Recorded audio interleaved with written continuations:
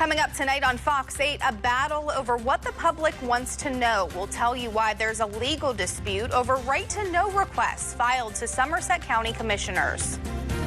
And temperatures getting chilly tonight, especially across Somerset and Bedford counties. How low temps go tonight. The NFL on Fox. Eagles. Touchdown. Jets. Oh, my goodness. The NFL on Fox 8, the place to be. For news, giveaways, and more, like us on Facebook. Nittany Game Week, Saturdays at 9:30 on Fox 8. We are local. We are family owned. We are park owned. Altoona and Johnstown. This is Fox 8 News, the place to be at 10 o'clock. Good evening, and thanks for joining us tonight on Fox 8 News. I'm Nicole Ficino. We're learning more about the mass shooting in Indiana County that killed one person and injured many others early Sunday morning. The Observer reporter is reporting that 3 of the 8 people injured in that shooting are Waynesburg University students. The shooting happened at a party at the Chevy Chase Community Center, which is less than 2 miles away from the Indiana University of Pennsylvania campus. The person killed has been identified as Jamar Monte Porterfield Harriet Jr. of Homestead. IUP officials confirmed that he was not a student or alumni at the university. Investigators say multiple gunmen were involved and no arrests have been made so far in the case. And this incident marks the 32nd mass shooting so far this year alone here in Pennsylvania, causing people to once again turn to solutions to end gun violence.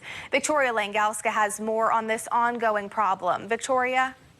Nicole, as the community is still reeling with the aftershocks of the tragic event, gun violence is once again at the forefront of the discussion, with people asking, how can we stop mass shootings like the one on Sunday from happening?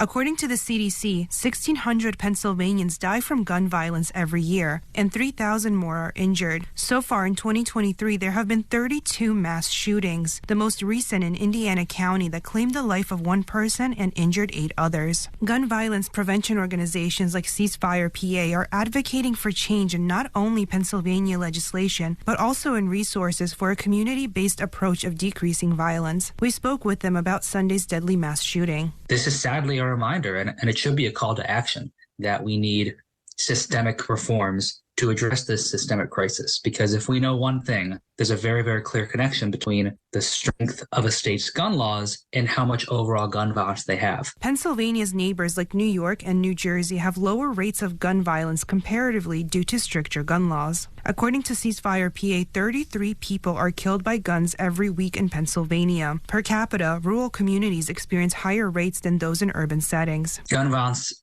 it traumatizes all of us as a society, where we all are afraid.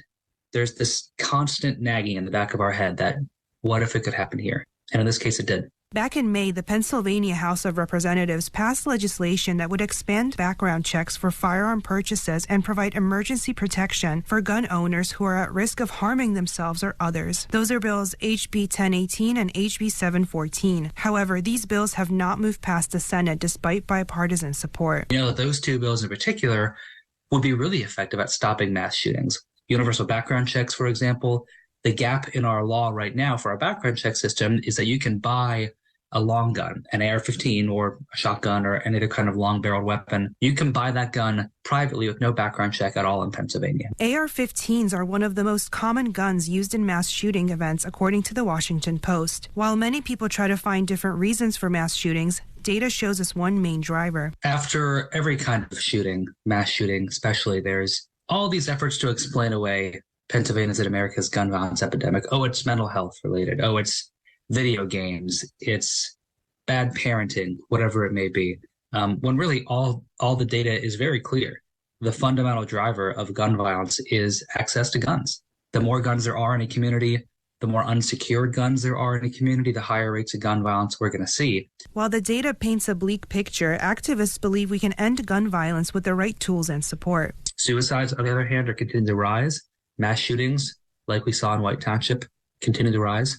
This crisis is getting worse and worse, but we know how to solve it if we have the political will of our elected officials whose job it is to keep us safe.